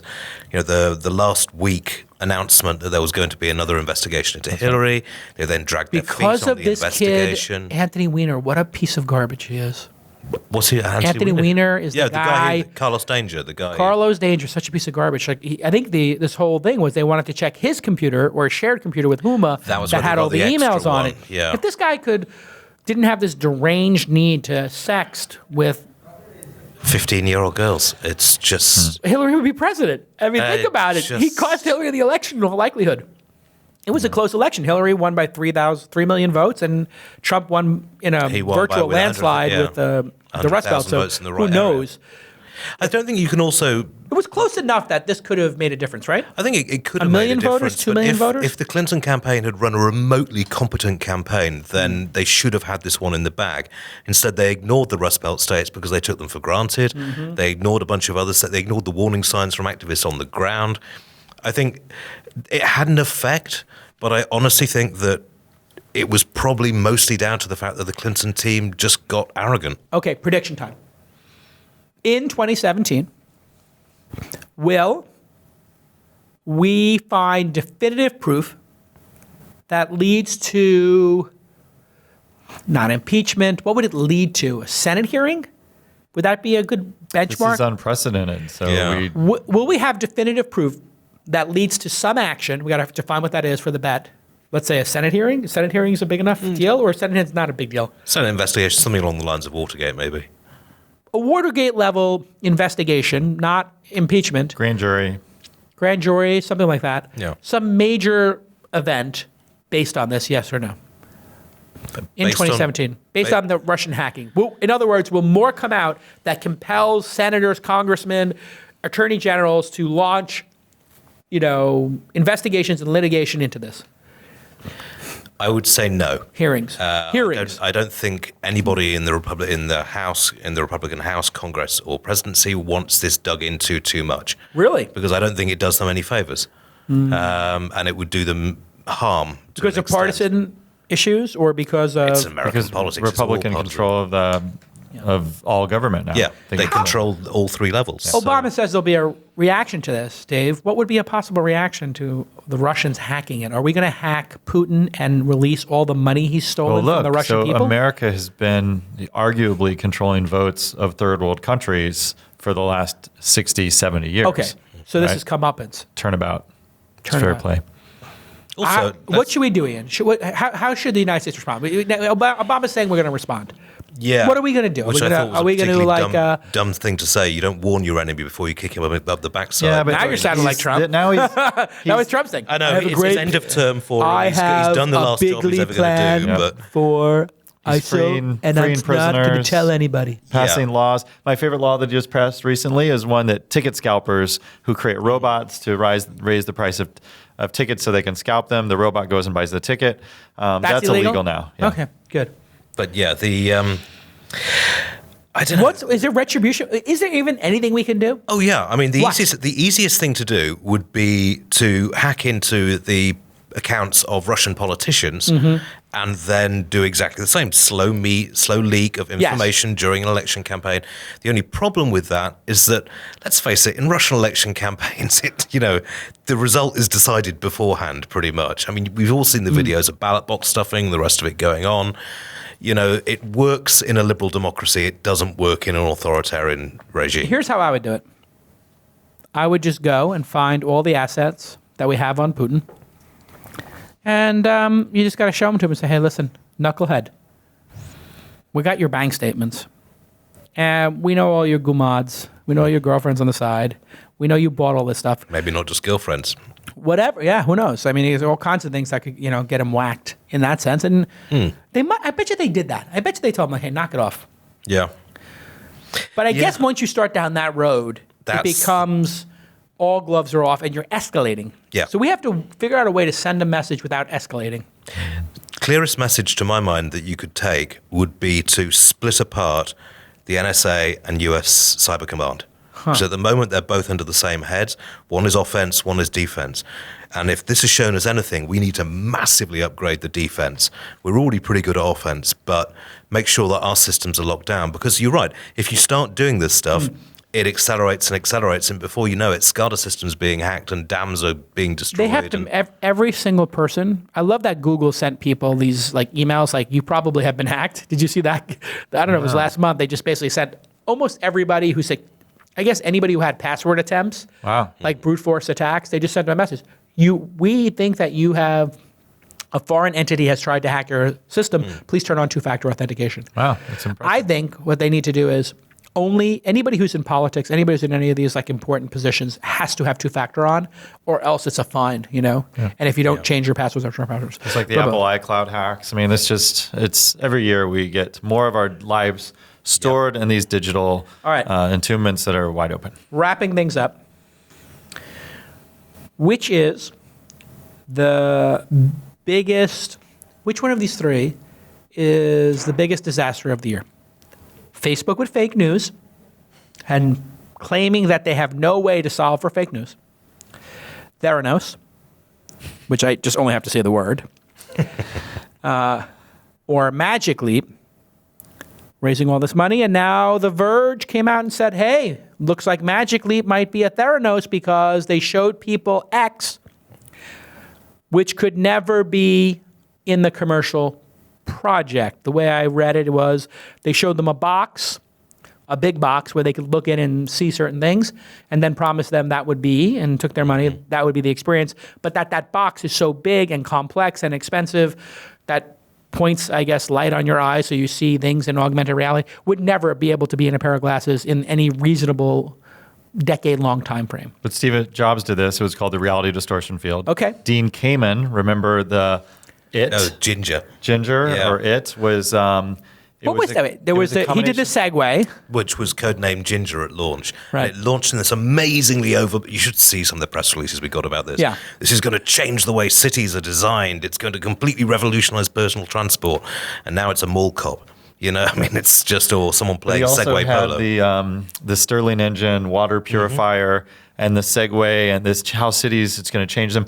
They're like, well, we don't know if this was the Segway or if this was the water purifier. So this has happened time and time again. Steve Jobs did it best. Okay, so rank the disasters. What's your third most disastrous headline, your second, and then what is the disaster of the year? Give me your number 3 and your number 2. Hold your number 1. I'll do... we'll know your number 1. Theranos 3. Theranos is the least disaster. Or the most. Very few people were harmed in that. Okay. The Magic Leap, look, we're used to hype. Okay, number 2. That's... Okay, okay, so then number 1 for you is Google, Facebook, news. fake news. Yeah. Ian, what is your 3, 2, 1? I'm ashamed to say it, but we're actually in total agreement on this one. I mean, Theranos, yes, number 3, because ultimately, at the end of the day, the only people that lost money were the investors on it. Magic Leap, I get slightly more perturbed with because it's more of a pure tech play and because AR is going to be so much bigger than VR going down the line. But yeah, the Facebook fake news thing, I mean, honestly, for Facebook to turn around and say, look, we're just a technology platform, we're not responsible for this. I was in the press conference a couple of years ago when they started introducing these news feeds down the right-hand side. Yeah. And Zuckerberg said, we want to be the newspaper of the world. And fine, you want to do that, you got to take responsibility for the copy that you've got on there. Yeah. And even with the stuff they've announced in the last couple of days, I don't think it's anywhere far enough because they're relying on third parties, they're not doing it themselves, there's no checking involved. And what he means by this is now there was always this spam button, but now there's an option at that list, like this is not relevant to me, this is hate speech. Yeah. There's now one that says, I think this is fake news. Got They've added a new radio button, but it's, as you stated, the user has to... All right, you guys almost got it right. Almost. Okay. If you look at the victims, right now, the victims of Magic Leap are unknown. We don't know if this is true or not, so I make it number 3. And if there are victims, it's a bunch of rich investors who got ahead of themselves. And listen, they can afford to lose it. Now, the victims of Theranos are not just the investors. You also have the employees, and you also have the people who took blood tests and may or may not have made medical decisions. But it was a small number of people, and we don't have any instance of anybody dying or even having a cataclysmic medical thing. Because they did a test with Walgreens in a few and there was a markets. doctor who said, I could have sent this person to the emergency room if this result had been this way, and I did prescribe things that I probably wouldn't have prescribed. There was some doctor who came and said, listen, these results actually resulted in the wrong medical diagnosis and then wrong medical reaction or treatments. The treatments based on the blood test, in other words, were incorrect. It was a cascading effect. So then you say, who is affected more, I think the fake news affected such a large number of people and could have affected democracy so much that we now have a populace that believes that there is no global warming. They believe that there is a childhood pedophilia ring in pizza parlors that Hillary Clinton's involved in.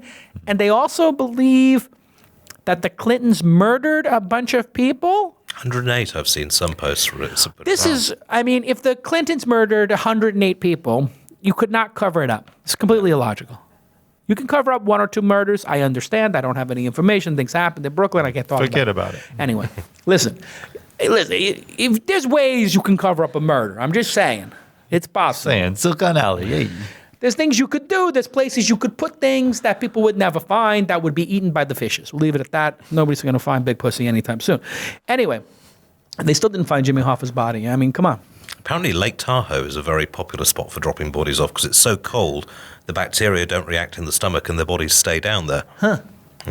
Yeah, but if you cut them up and you put them in bags with the bowling ball attached to them or just a chain, if you just get a chain from a hardware store, you put a chain around the body parts, you put it in the body, it's never going to come up. Yeah. So I don't know. I mean, I'm not saying I would put a chain around the body part, but if you did, there wouldn't be no problem. So this is insane. We are making heroes out of stupid people. It is something that I never thought I'd see in our lifetime when we grew up. Yeah. We champion smart people. We champion people for being intelligent. Now we're making heroes out of the stupid. This is why... What is going on in the world? There is no tech fix for this, I don't think. We've just basically got to go back to square one and start teaching people critical thinking. The education system is a complete disaster. People are not learning math. Yes. People don't know how to pronounce certain words, Dave. Unfortunate. Irrelevant. Oh, meow. You know the word relevant? Yes. Put in irrelevant in front of it. Thank you. I'm busting your chops. You know, this word I can't, I'll tell you the word that I always can't pronounce. God, what is it? Anyway, there's one word that I don't know why the word can't come out of my mouth. It's not. It's all right. We all get... Is it sumo? Sumo? We all get Sumo. tongue twisted. Anyway. It's good. Shows that we're humans, Jason. It is. It's been an amazing year. No, it's been a crappy year. Yeah. No, it's been a pretty crazy year. It's not been the best by any manner. Let's end with the most bizarre, certainly the most bizarre event of the year for tech, which was the most important technology leaders of the world going to visit Donald Trump in a surreal... Winning, amazing, huge, tremendous. Bigly. And in this meeting, Trump's position with the people who, some of which said incredibly derogatory things about Trump, most of them stayed silent, let's be honest. Sheryl Sandberg. Bezos did some ass kissing. Yeah. Bezos said some stuff about him. His face at that meeting. That's hilarious. The faces of Tim Cook's face was... I don't know what happened to Tim Cook. I think Tim Cook, this is my theory, he put a tack in his shoe. And literally, he just pushed his big toe on the tack and said, I am going to look like I am in pain so that everybody gets the clear message that I do not want to be here. But Trump said, and we'll play the video in a second of them at that press conference or that summit, Trump actually said to them that I want to help you any way I can. Let me know. You guys are great. There's no chain of command. Call any one of us. There is no process. That was a very interesting comment. Right? There's no process. Just call us. Yeah. And Peter Thiel was there, and there was a very awkward Peter Thiel handshake. I don't know if you noticed that, where he held his knuckles, and it was very weird. Is Trump's positions before the election the opposite or have absolutely zero relevance on how he will actually govern? What do you think, Ian? Because it seems like he wants to appease everybody.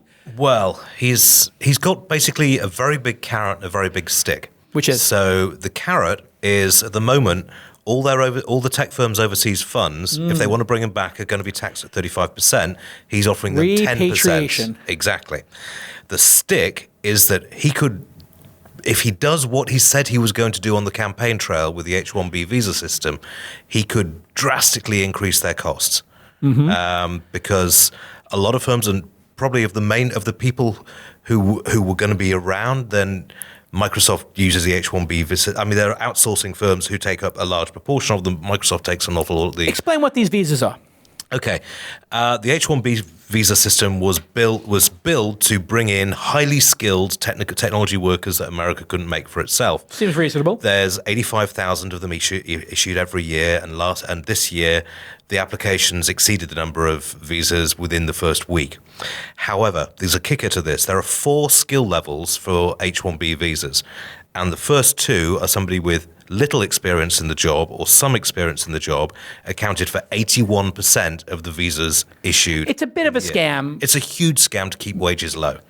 It's very unpopular to say this, but I went on CNBC when Trump was running and he wasn't even the candidate. I said, listen, Trump is correct in that this system is abused. Yes. Here is how it's abused. I had been in board meetings. I had been in meetings with countless technologists where they said, should we sponsor this H-1B visa? And do you know what the entirety of the discussion is about? Cost. It has nothing to do with the unique skill of that person. It is 100%, we can't find somebody in America. So it actually has to do with filling the slot and cost. Because they would fill the slot at any cost. Yeah. But they say, basically the conversation goes something like this. Okay, this person is going to be $80,000 a year, and American's going to be $95,000 a year. We can't find an American. We have 18 people who want an H-1B visa support. They'll be $85,000, and it'll cost us $8,000 to do this. So it's actually going to save us $6,000, which is only 5%. So it's not like they're But there The primary driver isn't the savings in my mind. It's the convenience of getting somebody in the position. But it's constructed in a very unfair way, which is you are then an indentured servant of that company. It is so unfair because then they have a fear, these poor people coming to this country who we should be... Who can bring their families under the H-1B visa they can. as well. Yeah. But if they lose the job, what happens? They have to leave the country in 14 days. Wow. That's the insane part. You uproot you should have 1 year. Or it should equal the number of years of service. That's the perfect way to do it. If you were H-1B for 6 years, you can stay for 6 years. Mm-hmm. It should be a minimum of 1 year because who wants to, these poor kids can finish their school year? God damn it. This is just ridiculous. And so it should be a year. And then it should be plus 50% of how long you were employed. So 1 year plus 50%. Yeah, I mean, something reasonable for people. If you've got somebody who knows that if you're working for somebody and you know that they can have you thrown out the country within 14 days, or they can sponsor you for a green card, you're going to work all the hours you possibly can. You're going to do everything you possibly can. It's indentured servitude. It's disgusting. I really do. Now, I do think we should let every technical person we can into the country because we are at war. Yeah. The war we're at is for jobs and revenue and taxes. And to be honest, if you're a technology skilled person, you'd want to come to America. You don't want to go to China because you can't get full access to GitHub or anything like that there. You don't particularly want to go to India because the power's really dodgy and it's not a particularly nice place to live anywhere. Europe's good, but just for the record, Ian says living in India is horrible. The food is horrible. The lifestyle's terrible. Oh, no. I will never hear a word said against Indian food. Oh, I love that food. But go around Bangalore and you'd quickly work out that, maybe a few fewer people in this place would really be improved. So one place, not one place. There's a lot of places I haven't been. I want to go to India next year. That's one thing I want to do. When my daughter's old enough, I'll take her. It's a bit of a disaster. What do you think, Dave? Is Trump... Does he just want to be loved and he's just willing to say anything in that moment? It's typical sociopath movements. And is it a narcissist movement? Just be loved at all times? Yeah. So look at what his only That's brilliant, true Dave. success. You're such a great guest. Thank you. You always contribute so much. Thank you. I'd love to have you back. Oh. Sorry, I'm just being a narcissist. Keep going. I was just, taking that love. No, stop. It was like Burning Man. Stop. So much love. Give me a hug. So much joy. You weren't doing a lot of hugging at Burning Man, Jason. No, that's your not my OCD-ness kind of like... I like to just chill out. I'm not like going to be like all like blissed out like some people might. I expected you with makeup on your face and glitter. And, I did do glitter and I did do a little makeup on one night. I'm sorry I missed that night. You know what I do at Burning Man? What do you do? I am just completely Mad Maxed out. I have a hat. I have a face mask. I have goggles. You would have no idea it's me. And that's the way I want it. Doesn't Larry Page do that too? Paris Hilton was there with a mask on as well. I was hanging out with high-profile people in the tech industry, and you would not know it was them. Yeah. Elon Musk, he goes like Elon as him. I've had great conversations with him as, Elon in Elon character. Elon was playing the role of Elon. But look, Reagan was the last actor president we had. Yes. Right? The great communicator, he was called. He tore down the wall. Yes. He brought the country together. Maybe not the most effective president as far as legislation, but Nancy Reagan fried eggs and called out brain and drugs. That was terrible. The drug war is drug was terrible. You know what the most hysterical thing to watch is? Nancy Reagan got all of the celebrities and musicians and actors who were high on cocaine to have parties where they did mounds of cocaine and then taped PSAs to don't do drugs. So literally you watch it and it's literally like... dilated eyeballs. You're just like, these people are on drugs. Nancy Reagan has no idea that they're snorting mountains of cocaine in the 80s in the green room and then coming out and rapping and dancing and athletes. These are athletes who absolutely were suspended multiple times for drug use, doing PSAs for drug use. Yep. Mm-hmm. It's hilarious. Elvis Presley was made an honorary member of the DEA. Now, Elvis, for Christ's sake, the guy Elvis the poster child for drug abuse. I think he did drugs like literally by the bucket. Like that was his serving size. It was like, just give me a bucket of whatever. So, interestingly. So to answer the question, here we have someone who understands the power of marketing, right? The licensing of his name to stakes, to buildings, to it's just a brand play now, right? And here he was.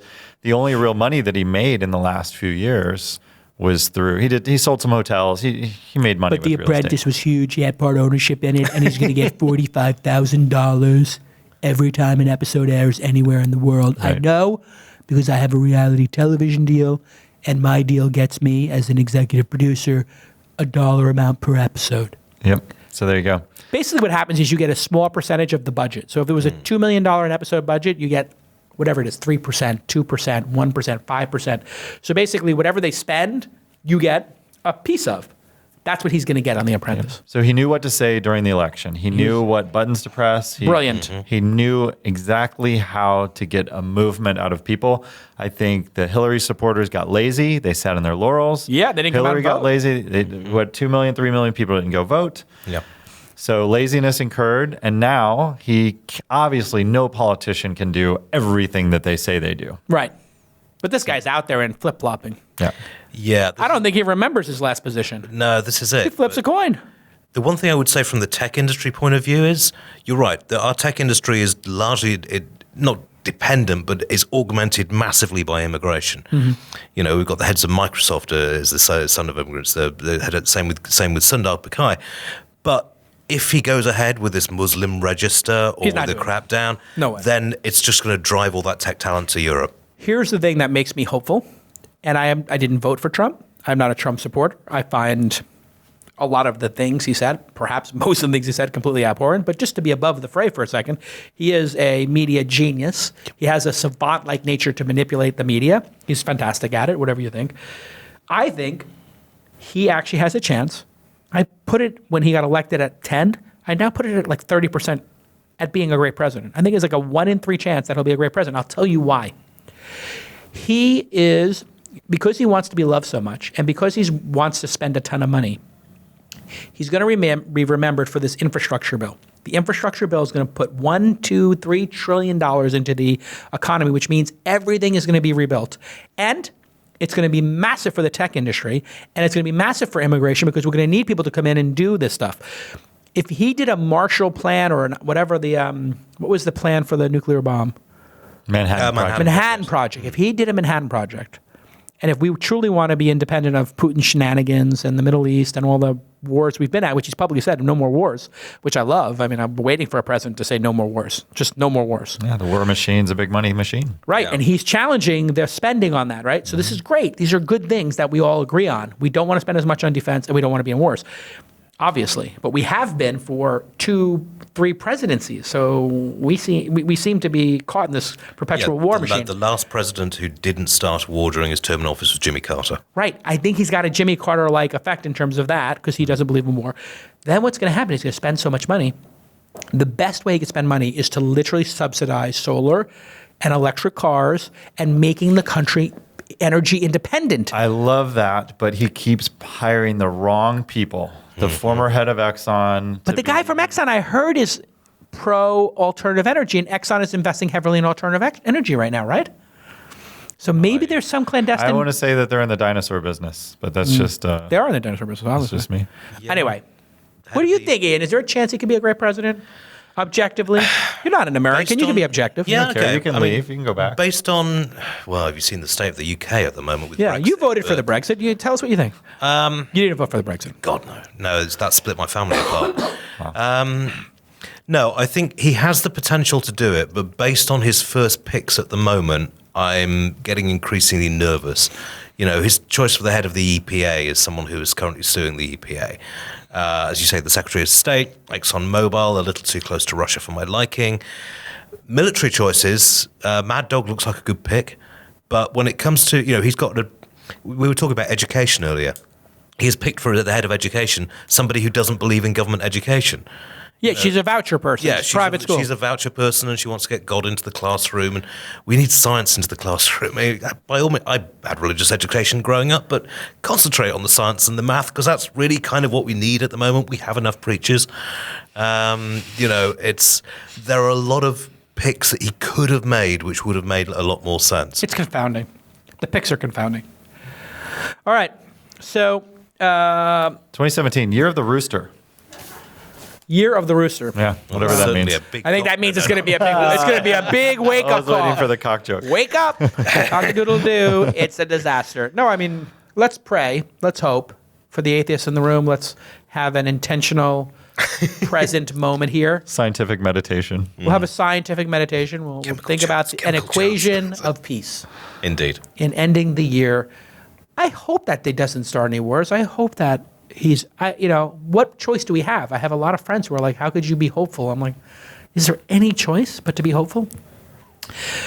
Dave, I think you're now the record number of appearances. Thank you. You have anything to plug? You're going to be at CES, obviously. Yeah, CES, my mecca. We're going to be showing proximity events. The whole idea with New Air is the phone just stays in your pocket. I'm tired of people looking down at devices. Yeah. When you walk into a space, the space reacts to you. Love it. My mecca. My mecca, CES. Okay. Yeah. Everybody Google that, and I will be at CES. Maybe we'll do a little episode there. Excellent. We're going to do. Maybe we can have that sushi dinner from the last. Did I lose a bet? You lost a bet. Well, can you get the clip so we can play it and then embarrass me? Award-winning producer Jackie. Yeah, we got to tell her which clip, let's and do then we'll this. produce it. We'll share it on social media. You It's get the your thing. self-driving car sushi lunch. Perfect. so. We'll go do that. And Ian, you can find on the register, and you can follow on the Twitter. Anything to plug? Nothing. Actually, because I work for a British company, we're getting from Christmas Eve to New Year's Day off. So I'm going to be lovely. at home doing some fixing, working on my Python. Just getting all those. When you say little working on jobs. Python, the programming language? Programming language. You don't literally own a man-eating Python. Not a big one for snakes, but You have an anaconda, but no Python yet. So for those people at home, I've heard that song and I'm not commenting. But somebody send a Python to Ian for Christmas. That's nice that you're taking that time off. yeah, it's something I couldn't get used to over here when I first. That feeling of having to go to work on December the 26th is just. It's gutting. a problem, as a boss and as somebody who sets the stuff on it. I've waffled back and forth. I, in the past, have said we are forcing the closure of the office between these dates. These dates are holidays. These 3 days you have to take as part of your time. Yeah, that's the way I've always your had it. days off, right? You have to burn vacation days. And then I've had 20% of people like, I want to come into work. And I'm like, you know what? When I was a kid, I would want to come into work too because nothing got done those days. My boss wasn't there. None of the bosses were. We would roll in at 10, we'd leave at 3, and we'd take a 2-hour lunch. Yeah. Working those days is the biggest scam in the world. You go to a movie during the day. Your boss is not going to be in your office. Mm-hmm. It was a racket. No. We loved it. But I use it as a way to clean get rid of the legacy and get ready for the new year. That way, when you come to the new year, you're unmired. I'm just glad I'm not going to CES. I've done so many of the CESs now. I'm doing it this year. It ruins the new year because you're going to have to leave in a couple of days and get the flu. Yeah, Get go the to the smoking festival and that is CES. Get I'm the going, off. but I'm staying with my pal Tony Shea from Zappos. Oh, nice. He's got a trailer park there with a Airstream. bunch of Airstreams. So I'm staying. He got me an Airstream. I'm like, great, amazing. so I can hang out with Tony, and I'm off the strip in the madness. Yeah. Now Bit of a drive though, and that's always 10 minutes. Yeah, but it's 10 minutes. You know what I want to do is cumbersome. I'm gonna Emmy Award-winning producer. Can you make a note to ask Ashley to see if I can get a Vespa, if I can rent a Vespa and have it dropped off at. It's gonna be a little cold, but Doesn't matter to me. I'm a warrior. you really are. Cold don't matter to me. But we're going to do the show there on the 5th, I believe. Correct, Jackie? Is it the 5th we're doing the Friday? Friday, we're going to be doing 3 episodes. You should come on the show. Yeah, if you need and me. we're going to be doing it from the Ring.com booth. Ring is not Oh, a amazing. sponsor of This Week in Startups yet. I'm working on it with Jamie Siminoff, my old friend. But I use the Ring I've doorbell. installed 3 of them. I have my 2. favorite IoT device. Is it your favorite IoT device? really It's is. amazing. Do you have one yet? No. A couple of guys in the office do, and I'm. Oh, you have an apartment or a house? No, a house. You have to have Ring. How do you not have Ring? Get the Ring Pro. The Pro just shipped. Yeah, The Pro is amazing. There's one coming out after the Pro that is even better. You can't- It's like 500. Yeah. I'm going to have to do some rewiring because the one thing I do hear about the Ring is that the battery life isn't great. No, that's It uses- incorrect. It uses 100% the incorrect. wiring for your doorbell. Yeah, I know. Use it- That's why I've got to rewire that because at the But moment that's just the get wiring's it. dodgy. I have one wired to my doorbell. I have one on battery. The battery one I charge every 6 weeks. It's no big deal. And the app tells you it's at whatever. You literally take it, so you put it in a USB. clever. Or what you can do is they have a solar panel that connects to it by USB, and you just put the solar on the ground. Amazing. Yeah. You have to get it. It is life-changing because all of a sudden, everybody who rings your doorbell, like literally, I'll be here at work, I see the doorbell go off, and I know my Amazon's here. It is amazing, and it records every single one. Yeah. I hate to do a commercial before I'm getting paid, but I don't good. mind It's a it good because product. Jamie's my No, friend, but the product is so freaking good. I love it. Our head IoT guy loves it. I mean, he absolutely adores it, and he's been trying to sell me on this, and it's just like, yeah, So okay. great. As soon as I get the rewiring done, then I'll get it in. $200. You can get them on sale for 150 or so. All right, we have to wrap. This is not going to be the last show of the year, but it's one of our final shows. So I'll just say, What an amazing year it's been on the show. Thank you, Emmy Award-winning producer Jackie, for putting so much effort into getting great guests and getting the show out there. Julia and Jake, thank you for joining the team and working very hard. This is the great joy of my life, sitting here, talking to my friends, meeting new friends, and just meditating on the future of society as looked through the lens of, technology and innovation and people being creative. It's just a joy. And if it doesn't come across, I just want to say thank you all for tuning in and giving me this opportunity to produce 100 episodes a year, because I love it. It literally, anytime I see it on my schedule, I just think, wow, I cannot wait. I wake up in the morning and sometimes I get tingles. You guys remember that? Waking up in the morning and you were excited about something? You remember it. When's the last time you woke up and you were excited about something? I get tingles all the time. Great. We'll talk about that after the Okay. I'm not talking about Burning Man, all right? But I wake up on days when I have the show, and I'm like, how many hours to the show? I woke up today. I was eating my breakfast, egg in a cup, like my mom used to make me. And I was looking at 9 o'clock. I was like, okay, 10 o'clock, 11 o'clock, 11:30, 2.5 hours. I get to see my friends and have a great show. Nice. And I just love doing this. And I feel so honored and privileged that y'all take the time to watch it. I'm super upset that you don't write reviews on iTunes. I feel like if I put my heart and soul into this, the least you could do is write a couple of goddamn reviews. You guys, there's some reviews in there. No, there's hundreds of reviews, and they're incredible. But please, get off. I mean, listen, if you guys are all, everybody on Twitter, oh my God, I love the show. Thank you so much. Would you write a review? Crickets. Yeah. Crickets. Write a goddamn review. I get nice emails from it. So it's, of course. Good love. Well over 100 people. We're starting to get towards that 200,000. I don't think we've changed the rate card yet, but we're starting to hit that 200,000. And next year, I want to figure out how to make it even bigger. Nice. We'll see you all. Oh, and thanks. Thank you to Arrow and Dollar Shave Club, 2 great products I use every day. All right, we'll see you next time. Bye-bye. Our iTunes review of the week is from Same Day Doctor. Inside baseball at its finest. Knows the questions to ask, graceful, considerate, and fully present, and constantly improving.